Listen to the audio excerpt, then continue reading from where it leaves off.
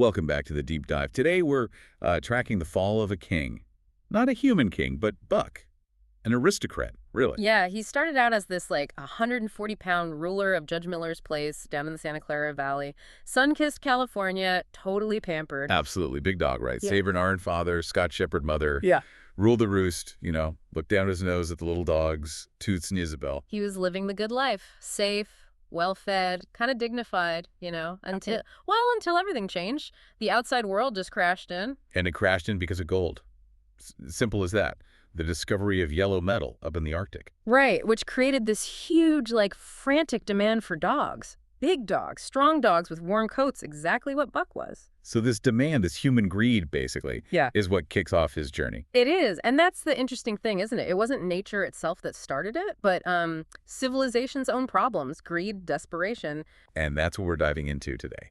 How this king got stripped of everything and thrown into the wild, and how he learned to survive based on just two really brutal rules, the law of club and the law of fang. Let's start with the club then, because that first break from his old life, it wasn't the wild, it was betrayal from inside his own home. Manuel, right? The gardener's helper. Yeah, Manuel had gambling debts apparently, and just, I guess, saw Buck as quick cash, led him away from the estate. Handed him over at College Park Station to some stranger for money. Exactly. Just like that, from valued family member to cargo. And it was violent. The rope, the choking, being thrown into a baggage car. Imagine the shock, the rage. The sources call it the unbridled anger of a kidnapped king. And he fought, 2 days and nights on that train, apparently. Starved, tormented by the guards. It wasn't the cold or the wolves that first changed him. It was human cruelty that made him truly ferocious. But the real lesson, the one that stuck, came in Seattle with the man in the red sweater. Ah, yes. The man with the club, Buck, full of all that pent-up rage, just launched himself at the guy. And get nowhere. Utterly nowhere. The man just systematically beat him down with the club. Coolly, efficiently. It wasn't about breaking his spirit exactly, more like reprogramming him, showing him the new reality. So what does a dog like Buck take from that? From being totally overpowered? He learned very quickly that he stood no chance against a man with a club. Simple as that. Power. Raw power. The club became the ultimate authority. It was a revelation, the text says. It wasn't about respect like he had for Judge Miller. This was obedience born out of, necessity. Understanding force. That was his introduction to primitive law. Step one for surviving the North. Okay, so step one is the club. Then he actually gets to the North, Daya Beach. Yeah. And it's chaos. Total chaos, like being thrown from, the heart of civilization straight into the heart of things primordial, and the second law hits him immediately. The law of fang. Through Curly, a Newfoundland. Yeah, poor Curly, good-natured dog, apparently. Made a friendly approach to a husky. Big mistake. What happened? Knocked off her feet instantly, and then boom, 30, 40 huskies just swarmed her, tore her apart right there in the snow. Horrific. Jeez. So the lesson was? Brutally clear. Once down, that was the end of you. No rules, no mercy. Just finality. And that's when his hatred for Spitz started, right? The lead dog. Yep. Spitz apparently just stood there and, laughed. Buck never forgot that coldness. It sparked this bitter and deathless hatred. But he adapted incredibly fast, didn't he? The sources call it a retrogression. They do, which sounds negative, but in context, it was essential. He learned the sled commands ho, mush from the new masters, Francois and Perrault, who were fair enough, but the bigger change was internal. Moral. The stealing. Exactly. He was always hungry, starving, really. He saw another dog, Pike, sneak some bacon, and the next day, Buck did it himself. Stole a whole chunk. Which, for the Buck of Santa Clara, that would be unthinkable. Totally unthinkable. The text calls it the decay, or going to pieces of his moral nature. But again, you have to ask, was it decay? Or was it evolution, survival? That old morality was useless there. He stole because he had to. It proved he was fit to survive. And other instincts started coming back too, things he never needed before. Absolutely. Like sleeping outside. He didn't know how at first, but he watched another dog, Billy, dig a hole in the snow. And he just copied it. Instinct took over, dug himself a warm nest. The sources say he was harking back, to the lives of his forebears. It was already in him. Precisely. Latent instincts awakened by need, like with the other sled dogs, Dave and Solex. Morose, angry dogs, right, but put them in the harness. It came alive. Completely. The hard work, the pulling, it was the supreme expression of their being. It wasn't work, it was purpose. Everything non-essential stripped away. Which brings us back to Spitz, because with essential drives comes conflict. Oh, yeah. It was inevitable. Spitz was the leader, and he saw Buck as a threat, a dangerous rival. But Buck didn't just charge in. He learned from the club, right? He used cunning. Newborn cunning, yes. And patience. He waited. Until Spitz stole his sleeping nest one night. That was the trigger. The beast in him roared. But even then, it wasn't just a straightforward fight, was it? He started undermining Spitz. He did, which is fascinating. He started subtly encouraging disobedience in the team, covering for dogs like Pike when they slacked off, but only when Francois wasn't looking. Creating chaos. Exactly, general insubordination. He broke the team's solidarity, turned them against Spitz, without Spitz even really understanding how it was clever, psychological. And then came the breaking point, the snowshoe rabbit chase. Ah, yes. That chase woke something truly ancient in Buck. This bloodlust, this pure joy to kill. The text calls it an ecstasy that marks the summit of life. He was leading the pack, completely lost in the hunt. But Spitz was colder, more calculating. Yeah, Spitz didn't get lost in the joy. He saw a shortcut, cut across, and killed the rabbit himself. Broke its back. Clinical. Which just infuriated Buck. Totally. Buck slammed into him. This was it, the final fight. And Spitz was the better fighter, technically. More experienced, yeah. A practiced husky fighter. But Buck had something Spitz didn't. Imagination. Imagination. How so? Instead of going for the obvious throat hold, Buck faked a shoulder move, then dropped low something unexpected and broke Spitz's front legs. Strategy. Outthinking him. Wow. And once Spitz was down? The law of fang kicked in instantly. The other 60 dogs in the pack just formed this silent circle, waiting. Buck stood over Spitz, the successful champion, the dominant primordial beast, and then the pack closed in. End of Spitz. End of Spitz.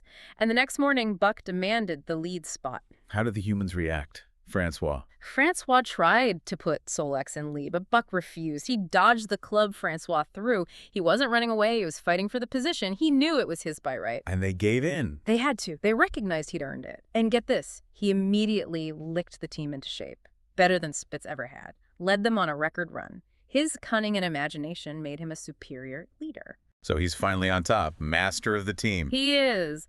But that success leads to him being sold again. And this time he ends up with the absolute worst. Charles, Hal, and Mercedes. Ah, the incompetent trio. This part is almost painful to read. It really is. It's like the dark side of civilization showing up in the wild. They were completely out of their depth, vain, ignorant, overloaded the sled, fought constantly. Mercedes insisted on riding the sled, even when the dogs were starving. Yep. 120 pounds of dead weight. They fed the dogs poorly, this awful horsehide stuff. They just didn't get it. They couldn't adapt. They were, as the source says, the decay of civilization, trying to function in a place that demands competence. And their incompetence nearly killed Buck at the White River. That's right. The ice was rotten. Buck sensed it, this vague feeling of impending doom. He just refused to get up and pull the sled onto the ice. And Hal? Hal just starts beating him, savagely. With the club again, see, even for civilized folks, when frustrated, it comes back to the club. But then John Thornton steps in. Thank goodness. John Thornton. He saw what was happening, couldn't stand it, knocked Hal down, and cut Buck free from the traces. Just moments before Charles, Hal, and Mercedes took the sled onto the bad ice. And went straight through, gone. Gone. Thornton didn't just save Buck's life. He introduced Buck to real love. Yeah, the bond between them is described as incredibly intense, different from his relationship with Judge Miller. Oh, completely different. That was a stately and dignified friendship. This was raw adoration. Buck felt no greater joy than that rough embrace from Thornton or hearing his murmured oaths. True devotion. But even that love couldn't completely tame the wildness, could it? No, and that's crucial. He'd never steal from Thornton. Fiercely loyal, protective. But he'd still steal secretly and cunningly from other humans. The law of fang still applied outside that bond. He was split. And those visions started happening, the ancestral memory stuff. Yeah, sitting by the campfire, he'd start seeing this other figure, a hairy man. Short legs, long arms, kind of hunched, scared of the dark, holding a primitive club, like a stone tied to a stick. His ancient ancestors. Exactly. The wildness wasn't just learned, it was in his blood, his lineage. The call of the wild was getting stronger because it was resonating with something deep inside him. Thornton then uses Buck's reputation, remember the sled pull wager, to fund a trip, looking for a lost mine. Right. Him, his partners Hans and Pete, they go way out, uncharted territory, and they actually find gold. A shallow stream where it's like, yellow bug. Less work for Buck now, more No time. time for the call. And one night, he hears it, clear as anything. A real wolf howl. A timber wolf. His wild brother. That's the one. And Buck goes. He runs with this wolf for a whole night and a day, feels wildly glad, totally free. But he comes back. He does. The pull of John Thornton is still too strong. That bond, that love. It's the last tie holding him to mankind. A tie that's about to be broken, tragically. Yeah. Buck's away on a long hunt, tracking a moose for days. When he gets back near camp, he feels it. Calamity. Finds the camp destroyed. Destroyed. Finds Nig, one of the camp dogs, dead. Finds Hans dead, feathered with arrows. The Yehat tribe had attacked. Important. Buck searches frantically. The love he felt for Thornton just explodes into this primal rage. It's not calculated now. It's pure protective fury.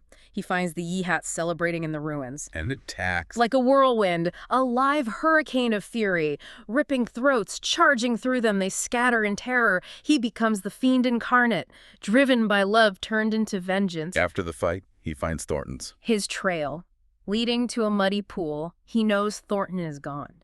And with that, the last tie was broken. Man and the claims of man no longer bound him. The transformation is complete. Absolutely. And that very night, the wolf pack returns, the one with his wild brother. They pour into the clearing. Does he fight them? At first, yeah. He has to prove himself, fights him to a standstill, breaks the neck of the boldest challenger, then he recognizes the wild brother, and then he just sits back and howls. The long wolf howl. The song of the wild, joining them. He runs off with the pack, yelping alongside them. He's home.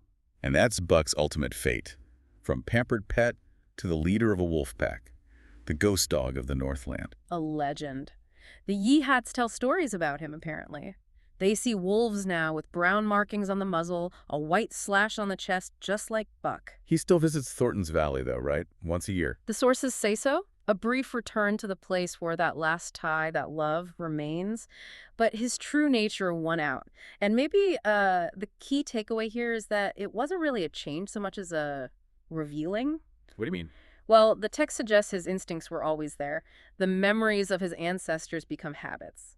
When civilization and the fire and roof was stripped away, what emerged wasn't something new, it was something ancient, finally allowed to live. So it raises a question for all of us, doesn't it? It really does. How much of our own lives, our own civilized behavior is truly us making conscious choices? And how much is just, a veneer, a necessary layer covering those same deep primal drives we all inherit? Something to think about.